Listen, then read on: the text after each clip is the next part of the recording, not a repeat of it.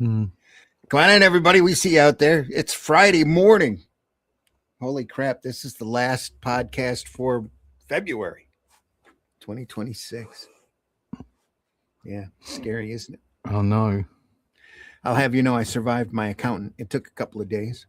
Oh, well, that's good. I've survived my accountant. I have to get my sales tax in the mail today. So, yeehaw. Yeehaw.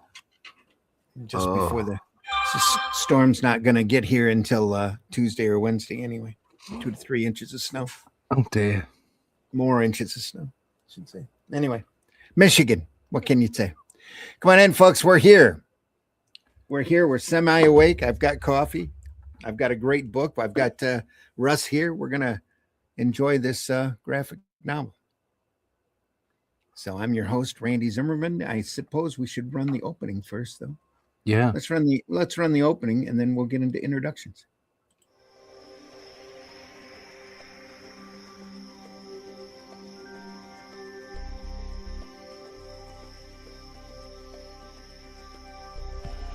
What was that? This is not a charade. We need total concentration. Now, once again, this time, with theory.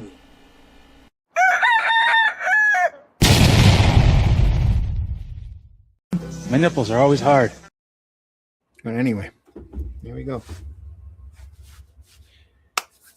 Comics by Night, folks. I'm your host, Randy Zimmerman. Arrow Comics, been printing comics since the mid-'80s. Alternative, independent comics. War of the Worlds, Spank the Monkey, Tales from the Universe. And my current gig is writing The Atlantean, which has been a blast. The adventures of Cull and Brule as they travel the land.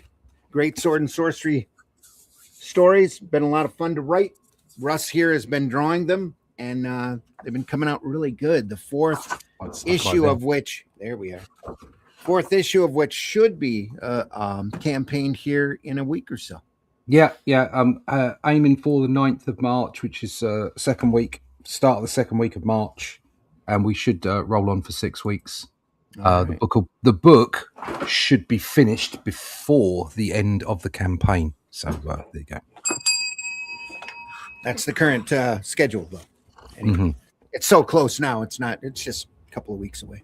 Yep. All right. Introduce yourself, Russ. Yeah, I'm Russ Leach. I'm a comic book artist from the UK, currently working on The Atlantean, as you can see.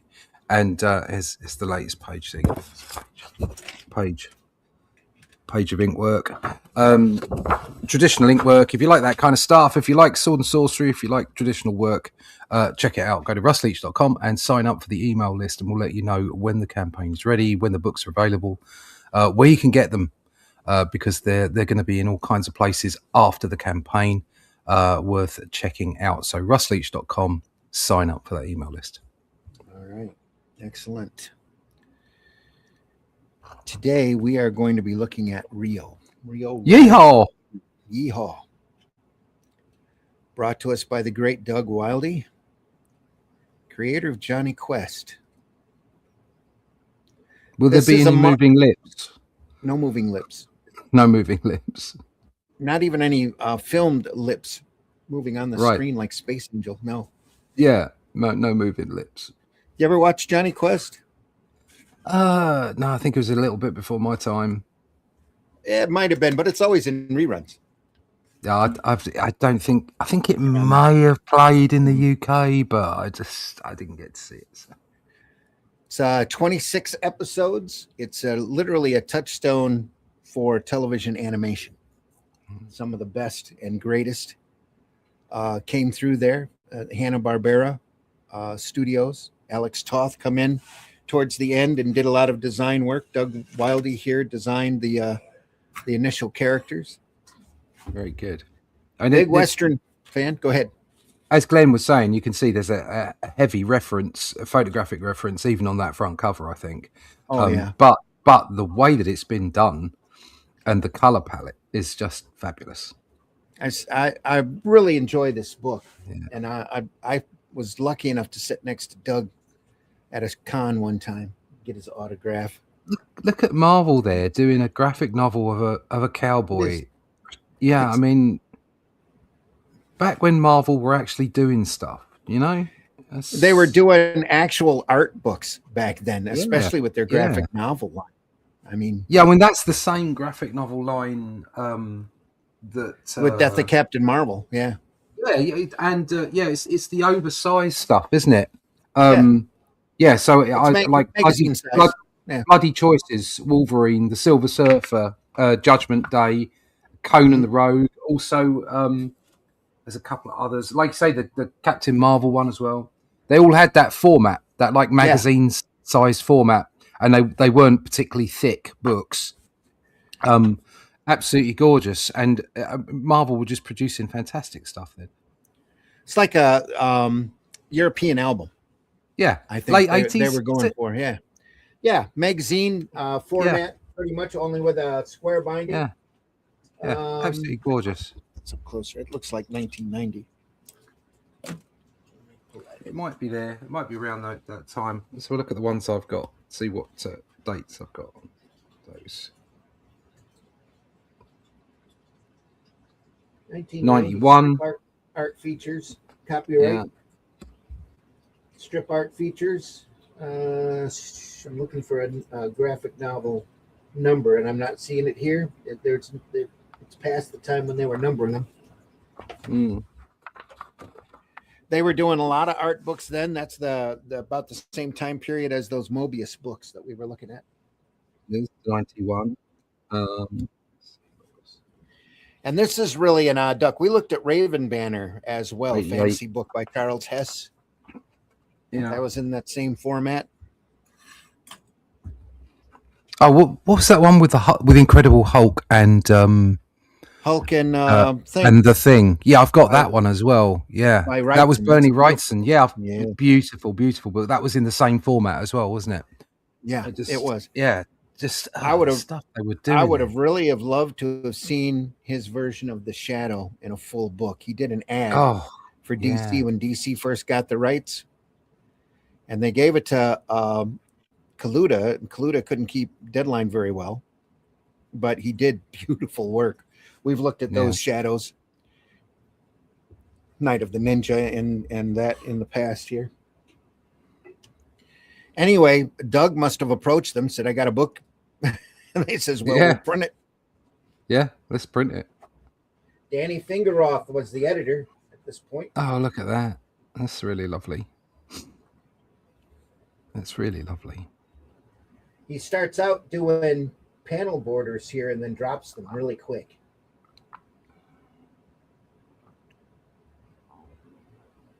But yeah, you can tell this is a labor of love for him. Yeah, it's a labor of love, isn't it? Look at it. Right the way. I love the lettering as well. Yeah, I'm really sure big. He did this on his own. Yeah. Yeah. Well, it might have been meant to be printed smaller too. Right. Because back during this period, they were fooling around with all sorts of different formats. This might have originally been meant for a digest-sized book, especially with the way the lettering is so big. And you could read that pretty much through the camera. I can read it with my bad eyes. Yeah. This is great. Down the little used rutted road. Yeah. That's a negative space. Little odd panel gutter here, curved. You could have continued that over. Yeah. Where would the fun be in that? Get that French curve out and draw that baby in, and I would imagine he went through and masked out all of this stuff for the colors. Yeah. Dave's in the house. Genuine Comics. Yeah, you're right, Dave. A lot of photographic reference involved in this book, but is executed it beautifully.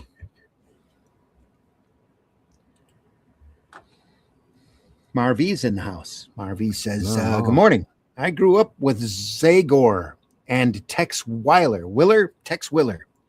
Never heard of Rio. I'll check it out later at home. Have a great weekend." Rio is, I would imagine, Wildey's own invention. He's just out having fun on this, telling a story, and Marvel's printing it.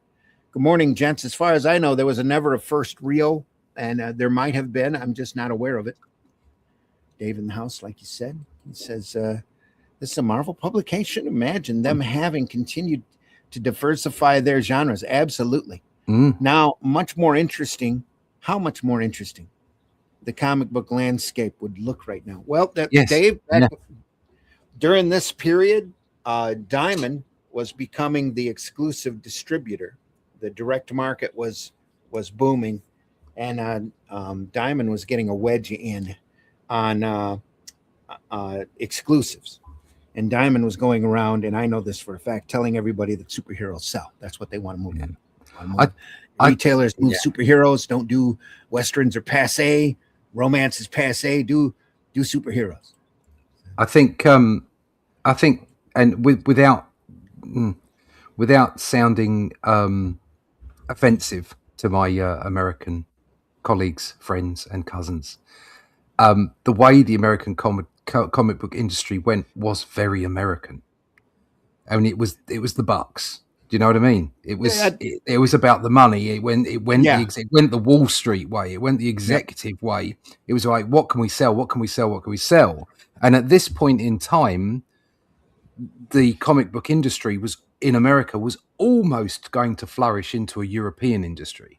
Yeah, where the European industry was all about the art of comic book, and the art of making comic books and the different genres, and that in itself was a business. It didn't have to be a multi-billion-dollar business. It was a business. It made money. It was doing okay, and they made good books, and it was all about the art.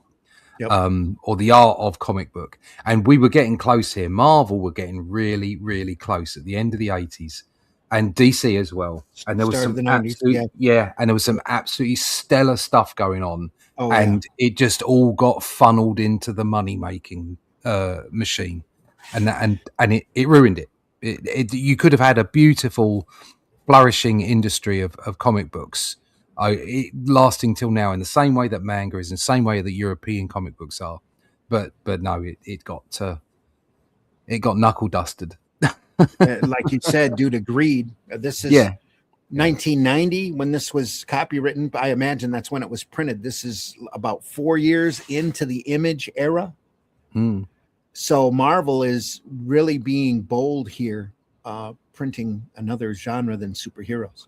Well, Image, when did Image start? Image started in the 90s, didn't it? 85, 86, yeah. Well, Image started in 86? Yeah. Was it not 96? No, I'm pretty sure it was 86.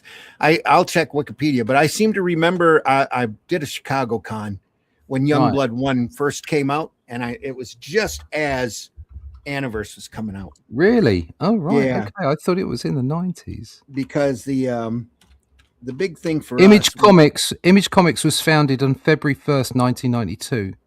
Really? Yeah. It was established by a group of high-profile artists who we all know the names of. Yeah. Well, I have my time wrong then. Okay. Yeah. This came out after that then.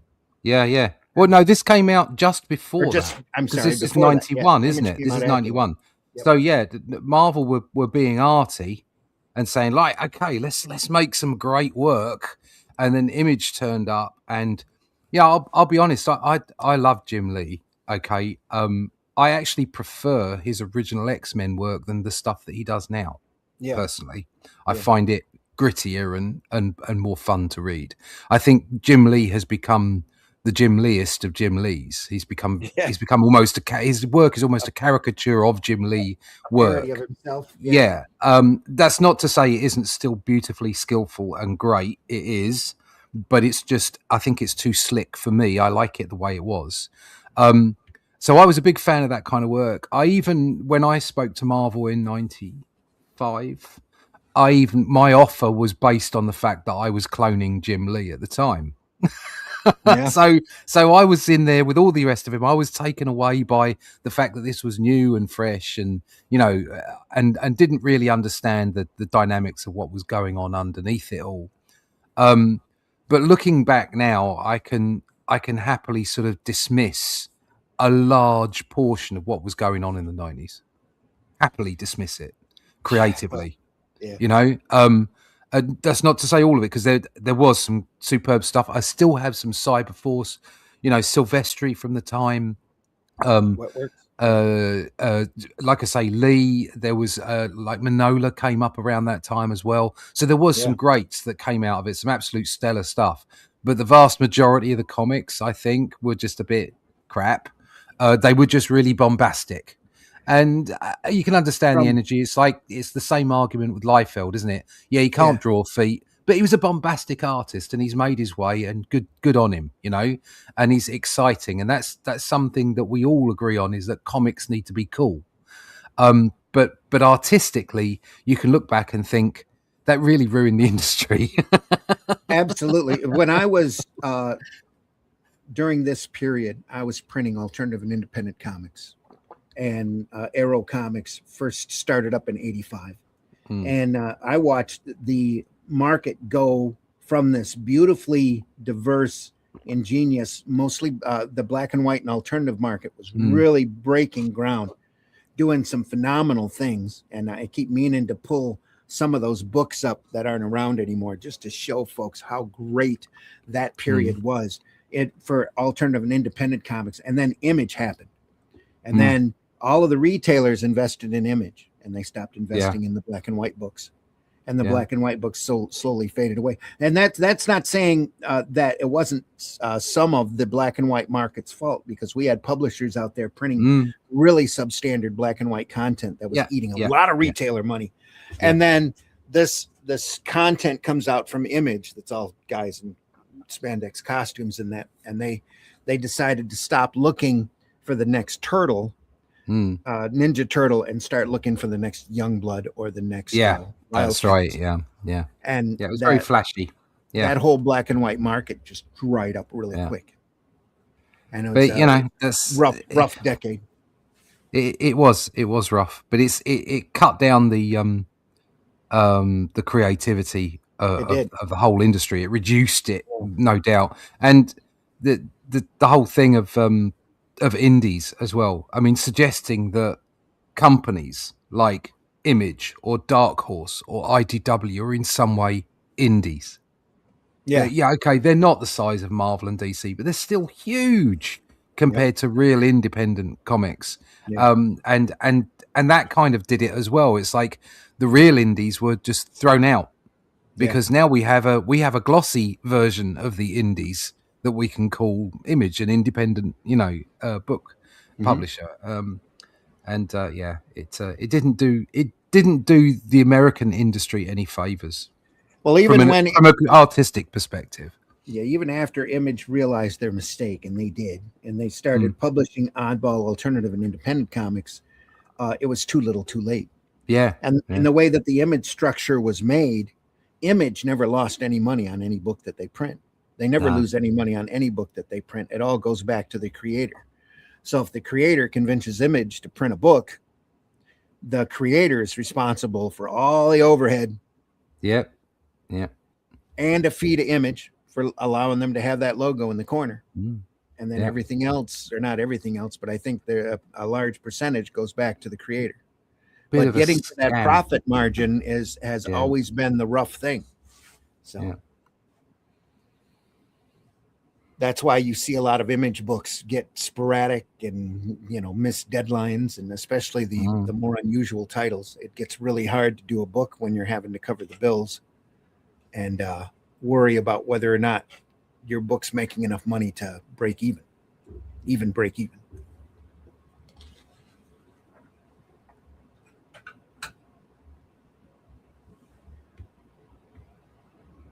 Lies, all lies. Yeah, Byron Price was running at this point. He was doing digest-size comics and magazine-size collections, graphic novel collections, doing adaptions of Harlan Ellison and Roger Zelazny's science fiction work. It's some really great stuff came out during this period. Some really unusual things, but you really have to look for them, and you'd never see them at shows anymore. Anything that's not superhero. Rarely do you see them at shows.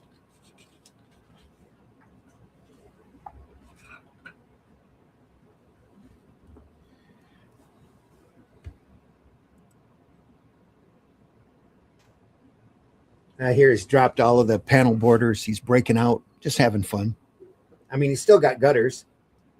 It's just that very rare do you see a panel border. There's little tiny lines on some of it, but a lot of it is gone. I think that's pretty sharp. That's like Magnus was like that. Yeah. You can see there's like a fine line there. He's got some border. It's like a really small rapidograph line on some of it. Not all of it though. Most of it just drops out. Not that it's a bad thing, because the color on this is really popping, I think. Like you said, his palette is really nice.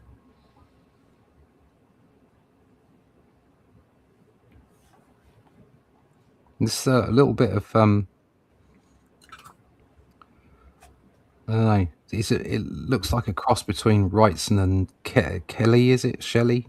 Who did the Batman run? Kelly Jones. Kelly Jones, that's it. Yeah. Just in places, just the blacks. Yeah. The way that he's using some of the negative spaces.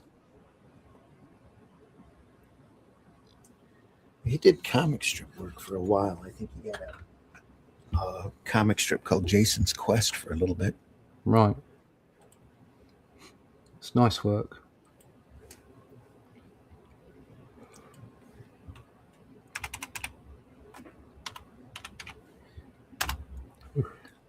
Love his production work. Let me look him up on Wikipedia.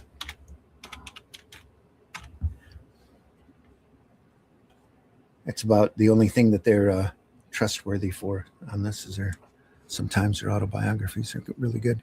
Douglas Samuel Wildey, May 2nd, 1922 to October 4th, 1994, was an American cartoonist and comic book artist, best known for originally conceptualizing and co-creating the classic 1964 American animated television series Jonny Quest for Hanna-Barbera Productions. Was born and raised in Yonkers, New York, adjacent to New York City. He did World War II military service at Naval Air Station, Barbers Point, and Hawaii. Oh, that would have been... well, no, actually, World War II in Hawaii, that was probably pretty hair-raising. At the time, they were worried about another Pearl Harbor. Where he began with his artistic talent and creative animation career as a cartoonist for the base newspaper. He recalled his professional start as freelancing for the magazine and comic book company Street and Smith in 1947. Because comic book writer and artist credits were not routinely given during this era, the earliest confirmed Wildey works are the two signed pieces in his publisher's Top Secret number 9 from June 1949. A one-page house ad and the 10-page adventure story Queen in Jeopardy by an unknown writer. He went on to draw primarily Western stories for youthful magazines, comics, including Buffalo Bill, Gunsmoke, unrelated to the later television series, and Indian Fighter. He also contributed to the publisher's Master Comics, Story Comics, cross publications, and possibly others, pluckishly, which is a word that I don't run across very often, puckishly observing that he'd work for every publisher except EC, the good one. In 1952, Wildey moved with his whole family, wife Ellen and oldest daughter Debbie, and to Tucson, Arizona. 2 years later, he began a regular stint at Atlas Comics, the 1950s forerunner to Marvel, where he drew dozens of Western stories through 1957, primarily 4 to 5 page tales in such titles as Frontier Western. His art also appeared in the Atlas Horror Fantasy Comics Journey into Unknown Worlds, Marvel Tales, Mystery Tales, Mystic, Strange Tales, Uncanny Tales, and others. He's freelancing. Animation historian Ken Quattro favorably describes Wildey's most noteworthy Western comic style as the 19-issue Atlas Comics series Outlaw Kid. His take on the classic Western anti-hero, in which Wildey had creatively illustrated a 3 to 4 story arc per comic book issue. In concept, it was typical of all the Stan Lee created kids Kid Cult, Rawhide Kid, Two Gun Kid, Ringo Kid, etc. What set it apart was Wildey's art. The Outlaw Kid was a monthly opportunity for Wildey to hone and develop his burgeoning art skills. Using Outlaw Kid 11 as an example of his work, well into the series, the influence of cinema on his work is evident. Though he may have had this influence all along, now it is readily apparent with panels staged like film scenes. The characters have a realistic, illustrative look to them. Most significantly, his artwork finally had the consistent luster of professionalism. Wildey varied his inking from the fine strokes of a etching to the bold and a solid black to attain dramatic chiaroscuro effects. Another word I don't run across very often. Much of his work was reprinted by Marvel through 1970 through 1974, exposing Wildey's work to a younger generation. After the Atlas Comics entrenchment of 1957, during which the company mixed a trove of inventory stories by Wildey and many others with new material for about 2 or 3 years, Wildey freelanced on a small number of standalone anthology stories for 2 other publishers, Harvey Comics and In the Warfront number 34, and DC Comics Tales of the Unexpected 33 and 35. House of Secrets 17, My Greatest Adventure number 28 and 32, House of Mystery number 89. He also later drew the first issue of Dell Comics TV series spinoff, Dr. Kildare, aka 4-color number 1337 of June of 1962. Dell used to number on the inside cover in the indicia all of their 4-colors in case anybody wanted to collect them, and they numbered up into the thousands. That they did. Dell did all sorts of TV and animation comics, licensed work, a lot of Disney work, little Looney Tunes stuff, just anything from that time period that was family friendly on TV. In either 59 or 61, sources vary, he took over art for writer Leslie Charteris, long-running New York Herald Tribune Syndicate comic strip The Saint. Some of their strips are inked by Dick Ayers, as the deadlines of producing a daily and Sunday strip proved daunting. The strip ended in 62. Adding credence to the latter date is Wildey spending part of 1960, possibly only a month, penciling his idol Milton Caniff's famed Steve Canyon comic strip, trying unsuccessfully to launch his own syndicated strip. 2 such proposed strips would help provide a character name for some narrative background to Wildey's later animated television series Jonny Quest, as he described in 1986. Once tried an automobile comic strip because the whole country runs on the automobile economy, right? In my case, my guy was sort of an automobile designer. He raced cars. He had this glamorous European background and raced on American tracks. I called him Stretch Bannon. Then later on, I tried another strip about a artist team that traveled the world getting into adventures. The name was Race Dunhill. So I put Race and the Bannon together, and that's where Race Bannon came from. Race Bannon's in the Jonny Quest strip. He's the bodyguard for the Jonny Quest and Haji. Oh. The guy with white hair that looks like Pence, the guy who was vice president for a little while. Television animation work. Following the end of The Saint. Here, let me turn this page here so folks have something to look at. There we go. Oh, look at that. That pool table. That's beautiful. Following the end of The Saint comic strip in 62, Wildey found through an ad in the National Cartoonist Society newsletter what was initially a 1-week television animation job in Los Angeles, California, working under artist Alex Toth on Columbia Productions' 1962 animated series Space Angel. That's the one with the lips. Film. Wildey eventually worked on the animated series for about 12 to 14 weeks, after which he then recalled and carried on and over into 86. Quote, I had applied to Universal Studios, which was called something else at the time, as sort of a storyboard artist and production designer, producer. Stanley Kramer's office got interested in my stuff, so I figured rather than move back to Arizona where my family lives, maybe I could latch on to Stanley Kramer, the animation studio. Hanna-Barbera was up the street from there, so I simply crossed the street, went up to Hanna-Barbera and said, look, I'm an artist, and so forth. A couple of people there had read some of my comic strips and comic books, so they said, come in and see Joe Barbera. The following day, or maybe even the same day, Barbera called me up and said, can you design in your style a show starring the radio drama adventure character Jack Armstrong? Jack Armstrong was a tagline, the All-American Boy. Had a radio program for years. Wildey also wrote and drew a presentation using such magazines as Popular Science, Popular Mechanics, and Science Digest to project what would be happening 10 years hence, and devising a fancifully updating such devices as a snow skimmer and hydrofoils. When Hanna-Barbera could not obtain the rights to Jack Armstrong, the studio had Wildey rework the concept. Wildey went home and wrote Jonny Quest that night, which was not that tough. For inspiration, he drew on Jackie Cooper and Frank Darrow movies, Milton Caniff's comic strip Terry and the Pirates, and at the behest of Hanna-Barbera, the James Bond movie Dr. No. Hanna-Barbera refused to give him a created by credit, Wildey said in 86, and he and studio finally arrived on based on an idea created by, and that was my credit.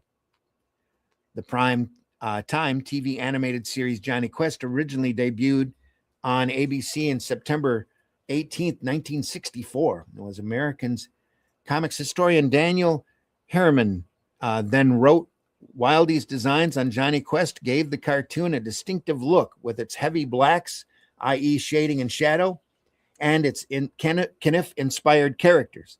The show was an action-adventure story involving the feature's namesake, a young, brave, and brilliant 11-year-old boy.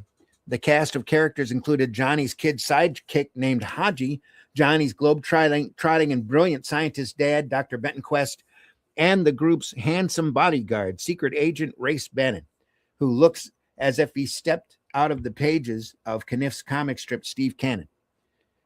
The look of Jonny Quest was unlike any other cartoon television show of the time, with its colorful backgrounds and its focus on characters with their jetpacks, hydrofoils, and lasers.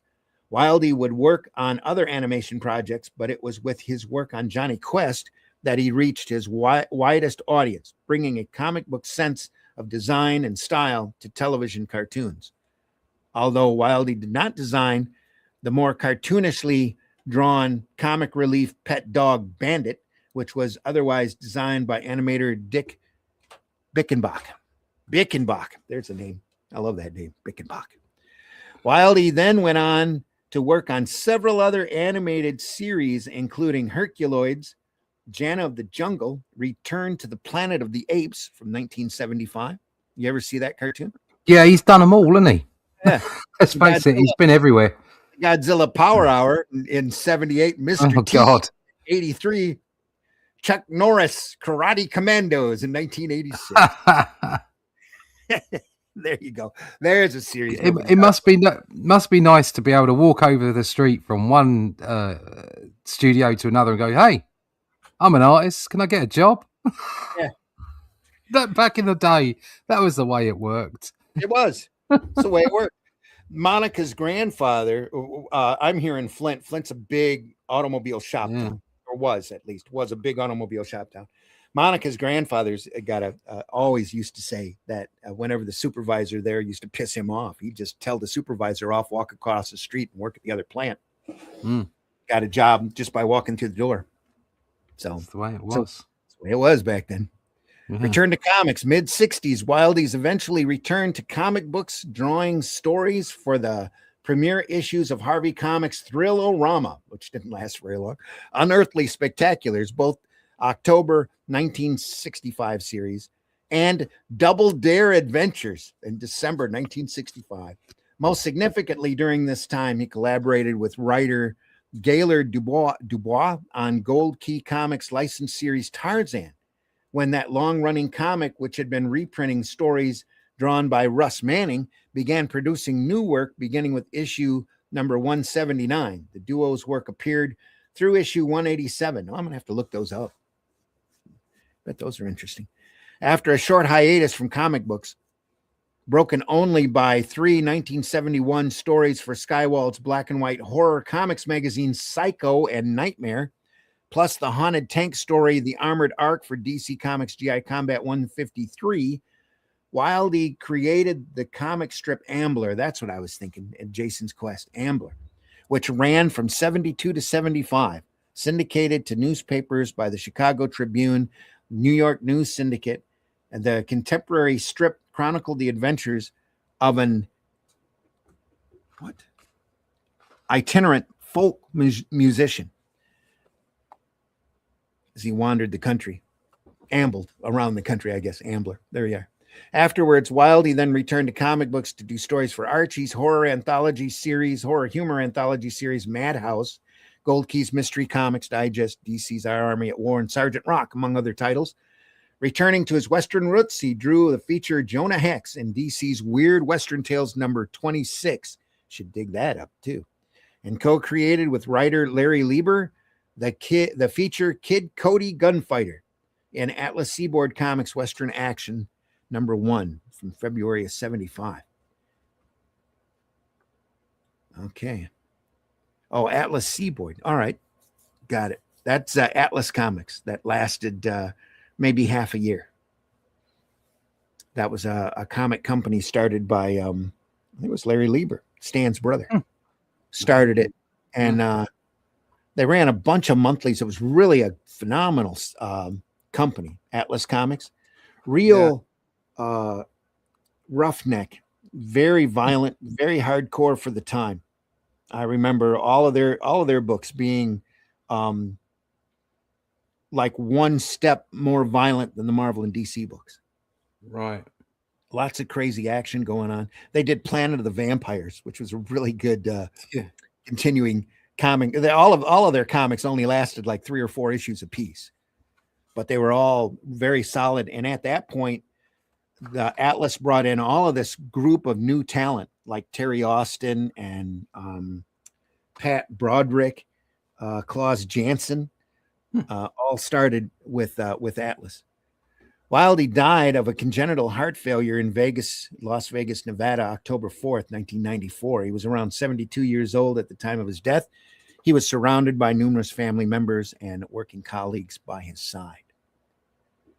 Bibliography in 71, Jim, with a name too long to pronounce, published a Wildey portfolio, The Movie Cowboy, consisting of around 26 illustrations sized 12 by 18 inches.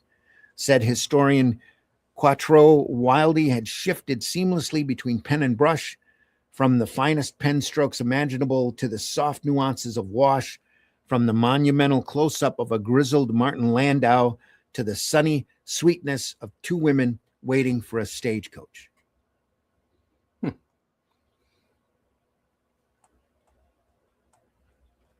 There's the Wikipedia biography of Doug.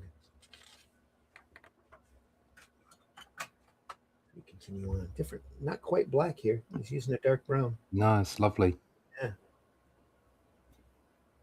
Love this. The floor. It's got a little print on it.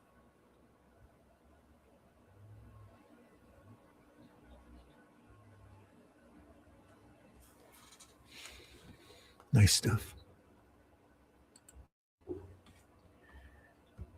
Where'd we leave off here?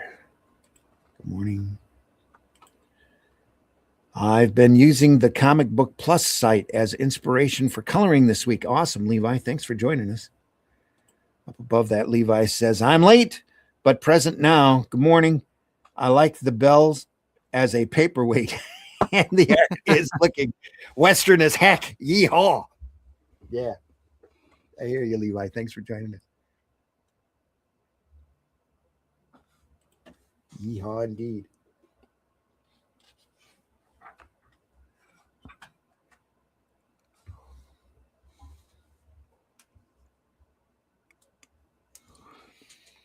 like you said, cartoony realism. He's got his own very unique style. Oh yeah, it's really nice.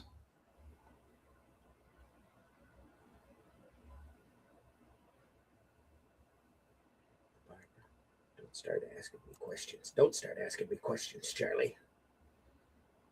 Oh, newsflash, by the way. Yeah. Star-Lord is having an archival collection. That would be a great thing if they were consistent. Well, Rebellion of it's on Amazon. Oh, that's Star-Lord. Yeah, awesome. no, not the other Star. No, the first Star-Lord, not the first, the British Star-Lord. The British Star-Lord. Yeah, it's a compendium, volume 1 archival collection, out in November. How many?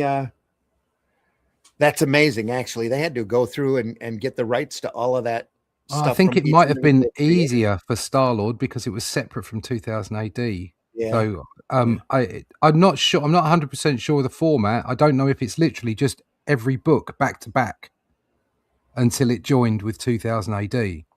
Yeah, that would be rather than the stories, all together, like compacted. It's literally just one issue after the other. I hope it is that, and that's coming out in November. Well, they've always needed to do an archive collection of 2000 ADs. It's just it's 50th anniversary next year, isn't it? So maybe they will. Getting the rights for all that would be a Herculean task because of the way that it's structured. That all of the creators have partial ownership of everything that they do. So you have to go to each individual creator and have them sign off on it before you can print the book. Oh, let's wait and see. If one of them holds off or wants more money, it just doesn't get done. It's like Glenn was talking about the Avengers artwork that he's got, that he saw, the Emma Peel and John Steed Avengers artwork that'll never be shown because they have to go after the rights from each of the creators, and one of them is holding out.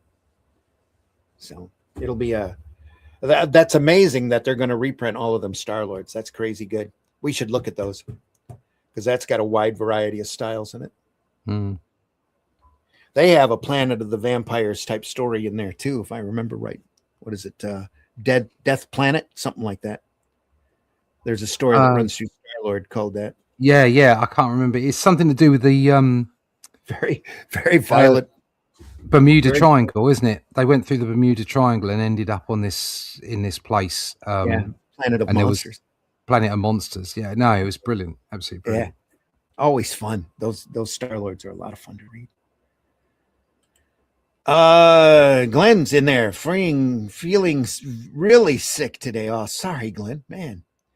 But couldn't resist listening in. Hopefully see you Sunday. Great art, by the way. Here we are. Yeah. See you better soon. We love it. Yeah.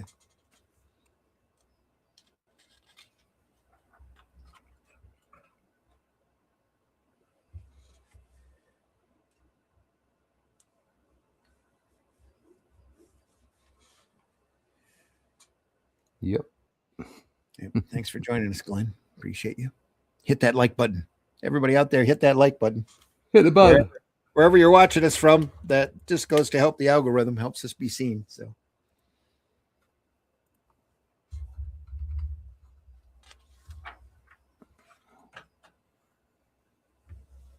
Chapter break.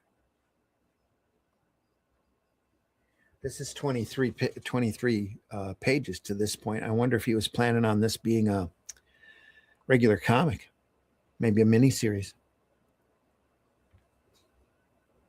Does that be about right for page count back then? Oh, here we go. Look at that. Part 2. Wow. Mrs. Howard. Love the way he's gone for big, massive, broad lines for the foreground. This back here is just painted in. Yeah, it's almost like he's taken people out of the midground and just blown them up. But he hasn't. He just knows not to put too much detail in. It's great. Well, he went through and added inked these in up to the carriage, and then everything behind that in order to drop it back. He hasn't that at all. It's just paint. No, it's just paint. Yeah, it's painted. So clever. Yeah, beautiful. The dog here too is painted, so they don't want him standing out too much. They didn't do an outline on him like they did the girl and the coach here, and the guys in the foreground. That woman out there, Mrs. Howard,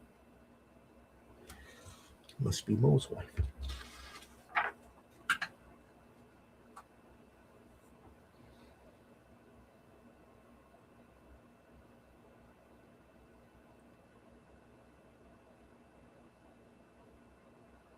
It's been over 6 years.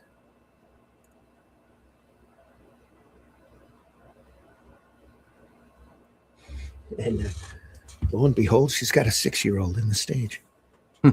In the wagon. Scratch. Wonder how that happened. Anyway. This is nice. The tracks in the road even. Nice touch. Ruts in the road.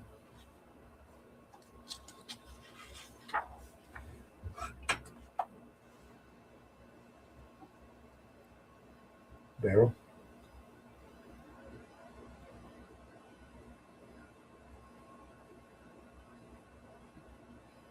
Oh yeah, the kid. So before he learns his real name is Jesse James Jr. Oops. Oops. Yeah. It's not Rio's.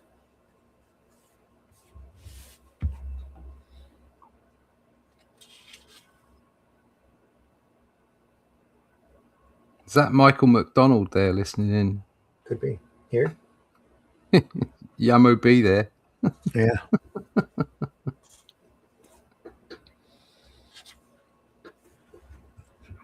Oh, there's some action.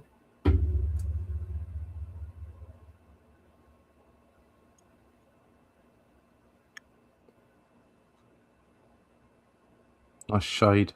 Again, doing that same trick there. Bottom panel. Mm-hmm. No, the bottom middle panel on the other page, where he's got the two people in the foreground, and it's got really thick lines on them. Mm-hmm. I love that. Shows a confidence and an ability. Yeah. Just loving the tracks in the road here.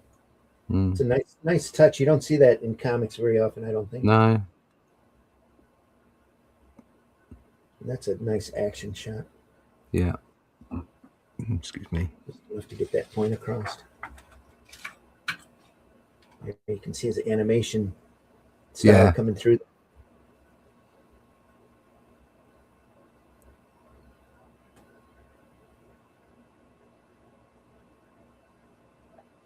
That'll be one of many questions I'll be asking them. It's very tight work. There's nothing loose in this. Yeah.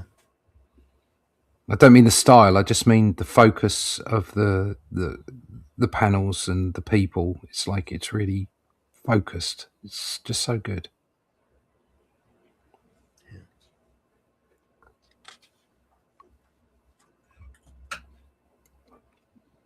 And he knows when to be simple as well. I mean, look at the face of that guy with the bald fella with a moustache. Yeah. Yeah, look at that. It's just simple, that face. It's great. Mm-hmm. Same here, just a line. Yeah. Then the star coming out of the shadow. Yeah, in negative space. Yeah, really clever. Great. I like that. Get the sepia painting there of the photograph. Yeah. Fantastic. Love it.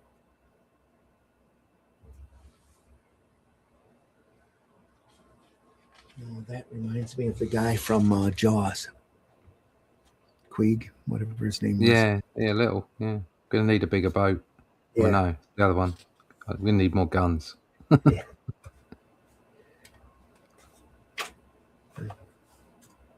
Lightning. Yeah.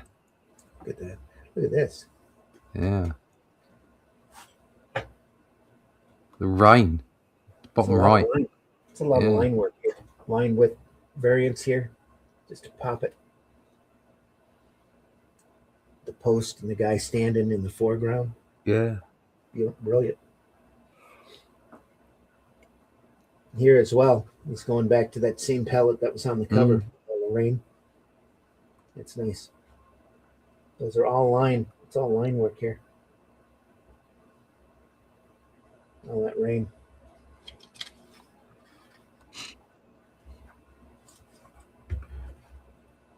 That's a nice touch too.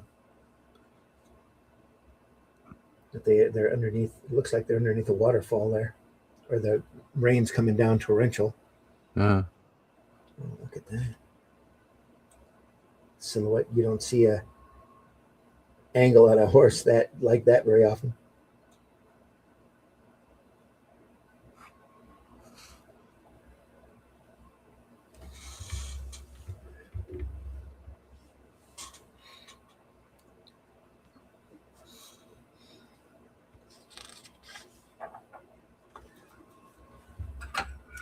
Oh, look at that. There's a little bit of time. yeah. Oh, love this. Look at that. It's got emotion to it. It's got motion and emotion Mm. to it. I love the rain back here. It's all little thin lines. Just fantastic. The horse here. This panel here too. Really nice. I like it.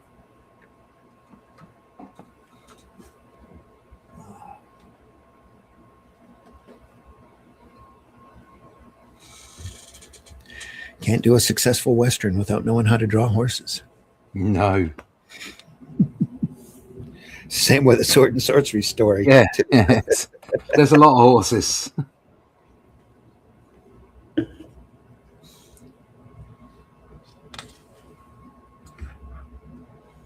Tom Howard is Jesse James, infamous bandit, lives among us.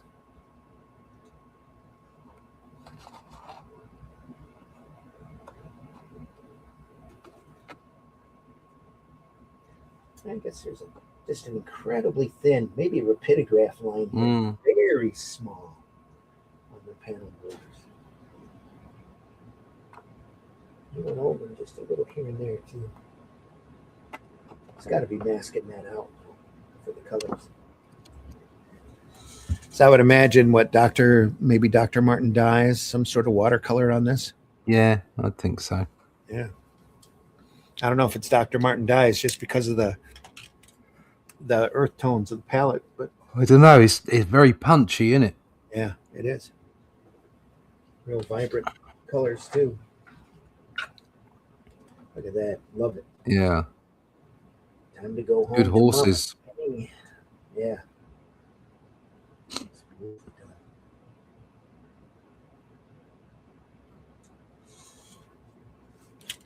You've never seen Jonny Quest? That's pretty crazy.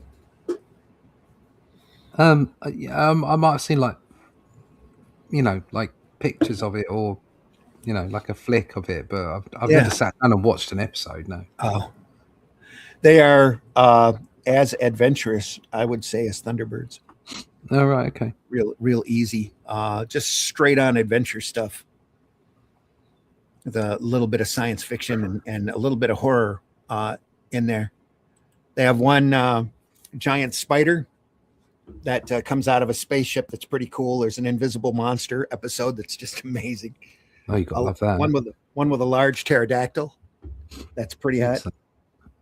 Full on dinosaurs. Gotta love dinosaurs. I don't remember there being any dinosaurs. Well, a pterodactyl's a dinosaur. Well, yeah, pterodactyl. Yeah, Churu. Old man was controlling him. Come, Churu. Great stuff, though. Let me see if I can pull up the opening here. Can we? We'll just get struck, won't we? Yeah, we won't play the music. The music's the big worry, I think. Right. Anyway. Stupid ad. It's like stupid monkey. Let me see here. Share screen. Everybody here in the States has probably already seen this a lot. Ready? I'm going to can the sound. Oh, and it's shaky, or it's blurry. There's Turu. Oh, right. Okay. Oh, Sorry for the Y7FV. Friendly lots of violence, animals. perhaps. There's the spider. Yeah. I think I've seen this. I think you've shown this before. This is what I've seen. Could be, yeah. The whole show is like this. It's got this quality. There's Ray Spannon. Yeah. The guy who looks like Pence. Floating platforms. There's Bandit. Little snakies. No. This is from Boomerang. Boomerang showed it for. I don't even think they show Jonny Quest anymore. You can find all of them over on Tubi. That's from the pilot. That's amazing. That's great stuff. The pilot's the only episode that doesn't have Haji in it, which is his Indian companion. Right. And the story behind him is that they saw the pilot and they decided the kid, Johnny, needed a companion to work up against. And they told Doug, like an Indian companion, like Tano. And he goes, "You want an Indian companion? I'll give you an Indian companion. Here you go."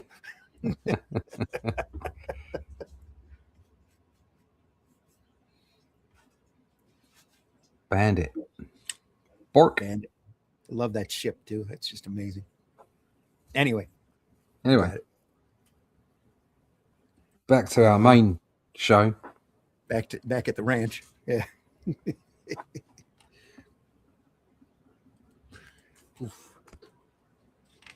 More Rio. Oh, look at that. Oh, look at that. Boom. Huh. That guy on the right there looks. Yeah, he looks a little bit like what's his name from Kung Fu, Master of Kung Fu. Yeah, David Carradine. Carradine, yeah. Gave the kid his star. Nice touch. Look at that. So again, the background here is all just painted. Everything's inked. That's important that he wants you to take a look at.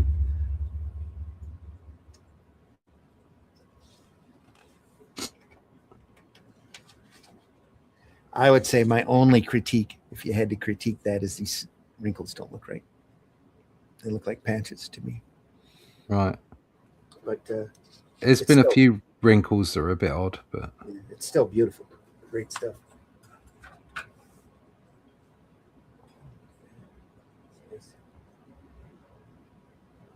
I'm going to shove this gun up your nose. Then what are you going to do, eh? Pretty much. Timmy! Timmy! Timmy! Timmy! Timmy!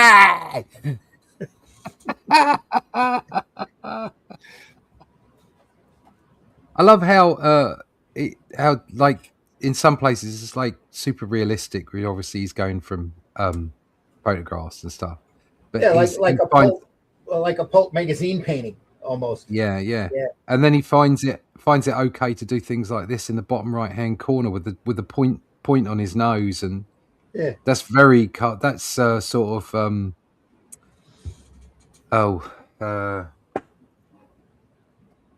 Alex Toth like. Yeah, very much so. Yep. Yeah. Well, they work together quite a bit, so. Yeah. So, but it's great that you can. I mean, it's even in the same panel. That woman, she's quite realistic, and then the guy at the back as well. And then you get those two guys on the right hand side that are moderately cartoony. They're great. I love it. I see a lot of touches in here that look so much like Toth. It's not even yeah. In places it could be confused for Toth. And composition as well. Yeah. What I loved about Toth was the fact that he had a range of styles. He just did it.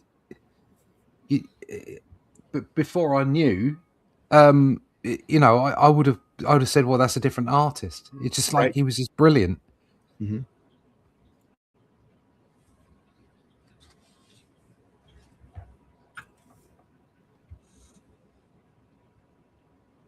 Soul patch. Almost looked like Richard Gere there for a second. No? All right. I just looked at it funny. It's my glasses. Ugh.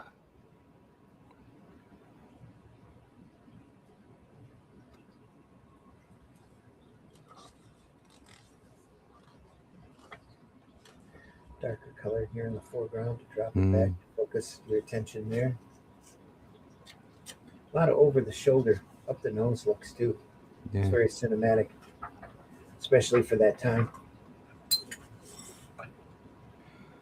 Well, I mean, it's hard to believe this is a Marvel published book, to be honest. Yeah, it is. It is. But they, like I said, they published all of that Mobius stuff. They published a lot of really good, unusual material during this time. You should see Starstruck, that by William Kaluta. I've got that sitting here. We'll look at that one of these days. Just beautiful stuff. Very different from your standard superhero stuff.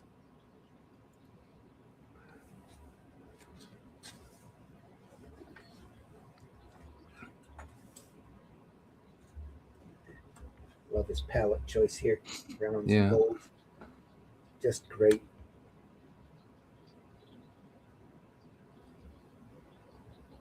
That's a defined chin. You've hit a button. Did I?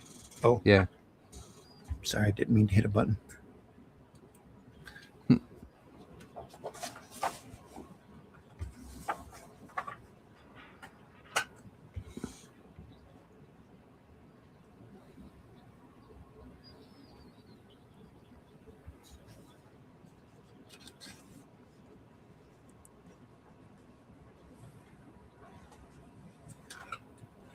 It's an execution. Look at that. Yeah. Wow. It's fantastic.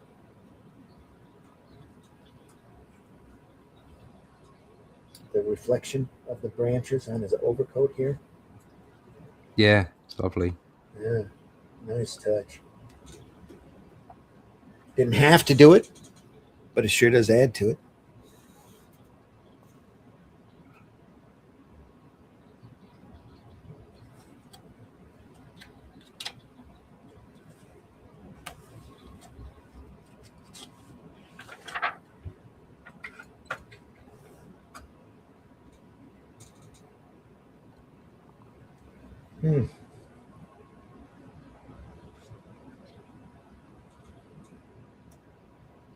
Interesting tight shot here. Yeah, we flattened his face off to make it work. Yeah. Looks like he's still got that nose though. Goes right down to a point. Oh, sorry, folks. There we go. Like this.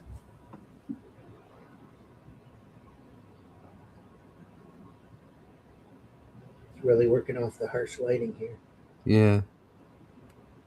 Nice. I love it. I love that panel. It's just great. Oh, man. Look at that detail.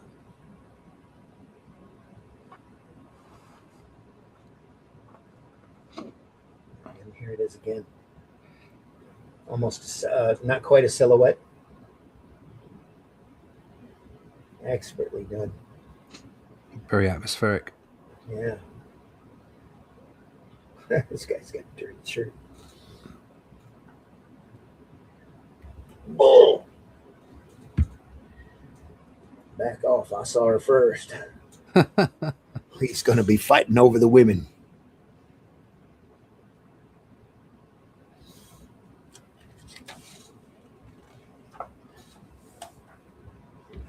Oh, there we are.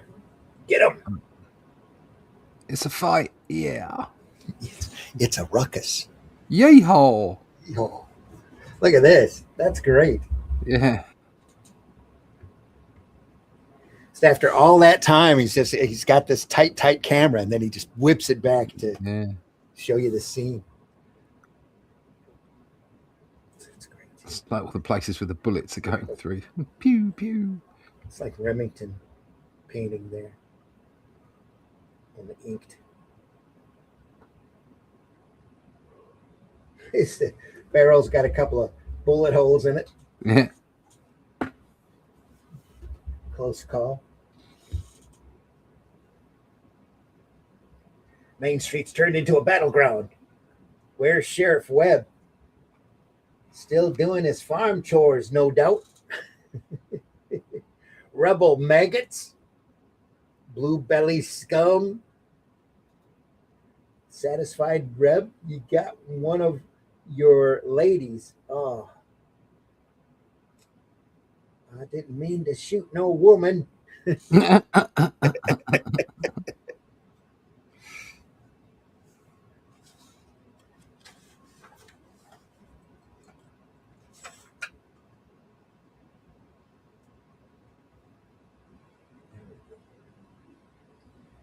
got a photo reference. Yeah. There, that's hot. Look at that. Yeah. Relaxing on the bed. He's going out the door, out the window. Ah. Yeah, isn't that great? He's busted up real bad, doctor. Doctor might save him. Doctor's busy sewing up Mary Blaine. She was shot in a crossfire over on Main Street.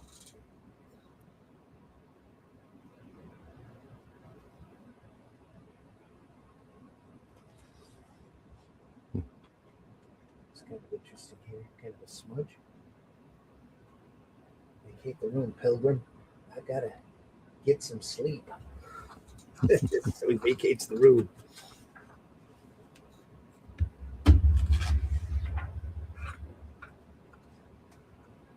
Arrest him. That's that down there where he's shooting the gun and he's got negative space where the flash is. That's, yeah. Special guest appearance by Charles Bronson. Yeah.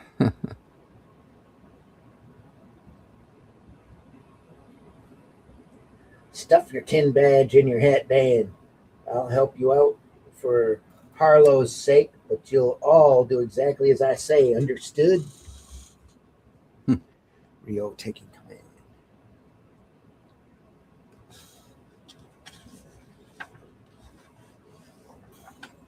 Ah. Well, then. That's it, boys. Rabbit right on out of town. You two, Cotton, I've known dogs. You couldn't. Yeah, I know. You two, Cotton, mother. I know dogs you couldn't call mother. Bam. Bam.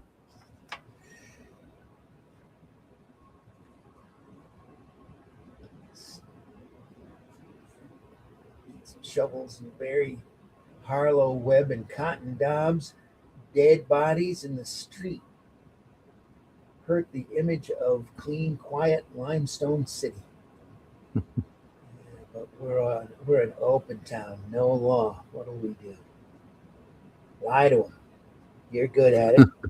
Tell him Mr. Howard is on his way back here, maybe. That'll keep him in line. I've got a train to catch. And these ending quotes are quite good. On April 3rd, 1882, in his hometown of St. Joseph, Missouri, the company of his trusted lieutenants, Jesse James took off his guns. He was promptly shot dead by Bob Ford, who collected a $10,000 reward. Jesse James Jr., Timmy, grew up to become an attorney at law. Not the same Jesse James. Yeah, not the same. And that's it. Good night. What a great book. RIO Rides Again, folks, by Doug Wildey. Yeah. Creator, writer, and artist. Cindy Emmert design. I don't think Tom DeFalco gets enough credit for his EIC ship, because it was under him that there was a lot of this kind of stuff, wasn't it? Yeah, there was.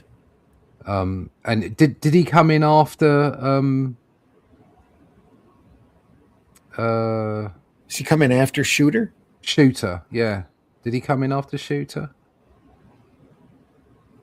Because I mean, Shooter got the ship back on the. He got him back on the straight and narrow. Yeah, I'm pretty sure that was the 80s. Yeah, he was harsh on. Yeah, so he would have come in after. Yeah. Yeah, and so but DeFalco was obviously focusing more on different lines, on different stuff, and he produced this stuff, and it was great.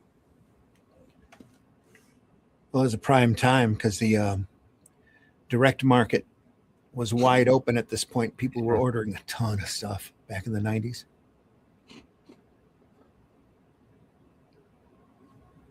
They were moving a lot of product back then.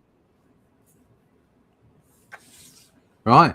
That's good. This book retailed for a whopping, is that $19.95? That's a $9.95. $9.95. But that was $9.95 back then. That was a lot of money. That was a fair, you know, you were still in the early 90s, you were still buying floppy comic books for under $1, weren't you? Yeah, £5.95 for the UK. Yeah. I mean, that's fair amount. I've got the Silver Surfer one, which was 88, and that's £6.50 in the UK. Mm-hmm. So, you know, these aren't cheap books. You know, what's the equivalent now? 20, 30, $40? I would imagine this book would sell for 19 to 20, $4.95. Yeah. Here in the States. So, you know. RIO Rides Again, folks, a Marvel graphic novel by Doug Wildey. Great book. That was really good.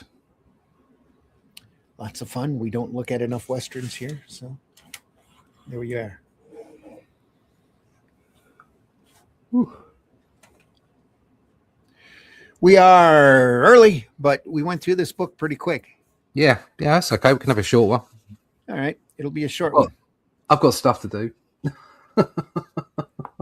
I hardly got any sleep last night, so. Oh, right. We best go and have a snooze. Time to go take a longer nap. Yeah. I've got to get more coffee and carry on inking. Especially while the wife is at work. Yeah.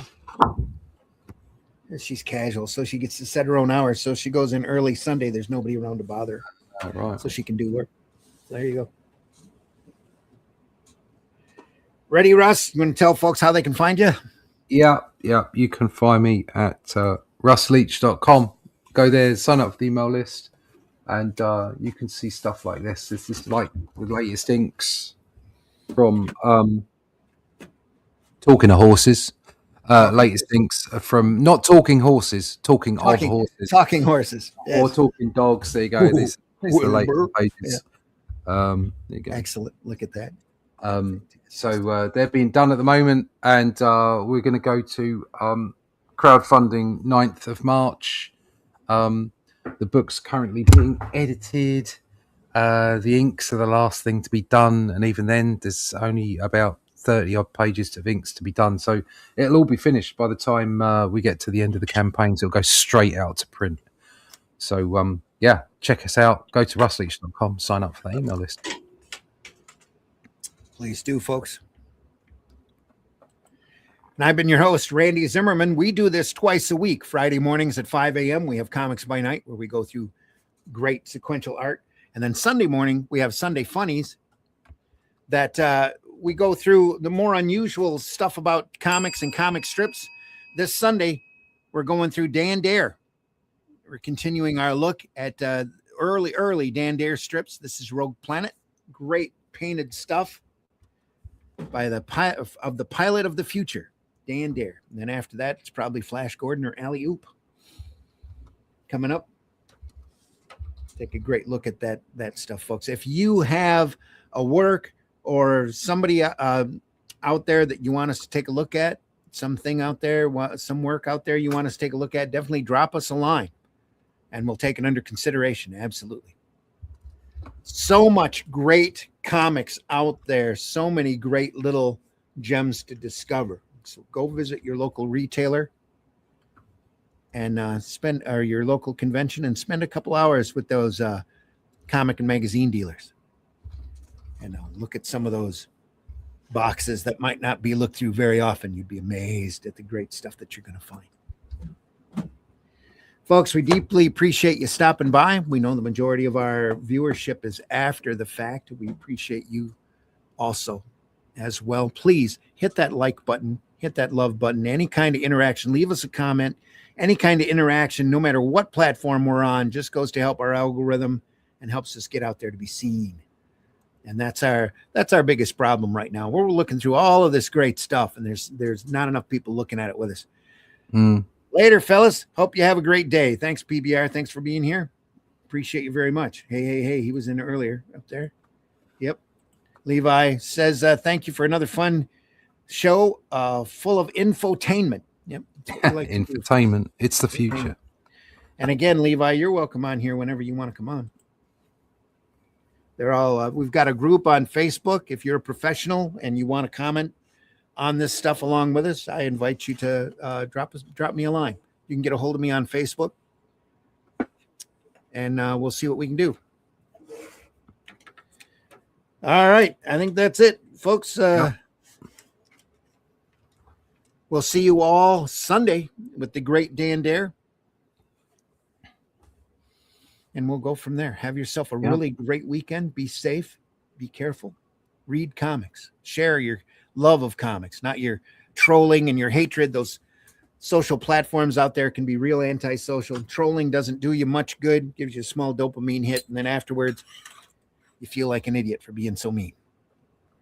Anyway, if you're nice and you're out there talking positive about stuff, you find a comic that you love or a comic that you loved when you were a kid or one that's in your collection, remind yourself how great comics are.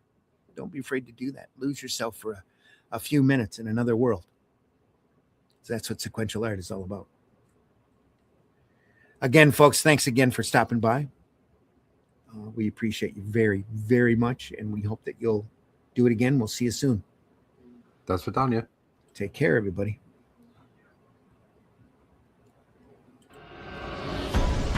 In the time before Atlantis sank, when the lands of this world were savage and untamed, one man would claim his destiny, seizing his place as a king.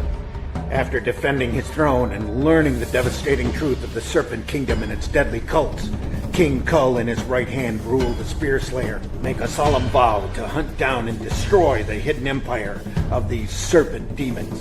These are the tales of those journeys. This is the Atlantean. Tales inspired by the brilliance of Robert E. Howard, featuring his first barbarian characters as introduced in the pages of his classic tale, The Shadow Kingdom.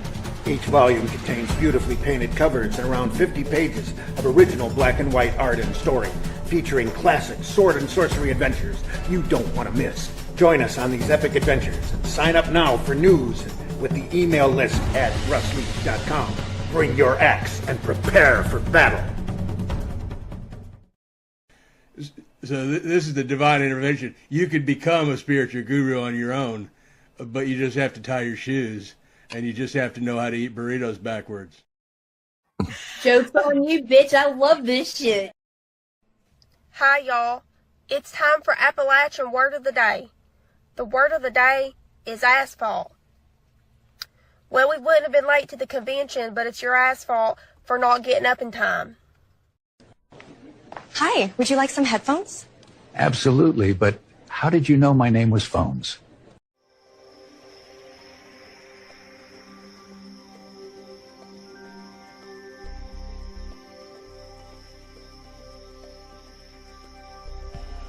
What was that?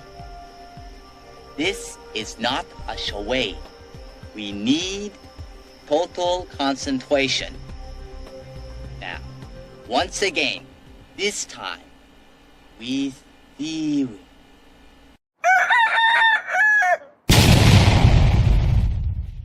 How can you close me up? On what ground? I'm shocked to find that gambling is going on in here.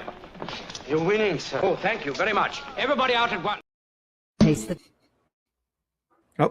biscuit. Taste the goodness of the biscuit.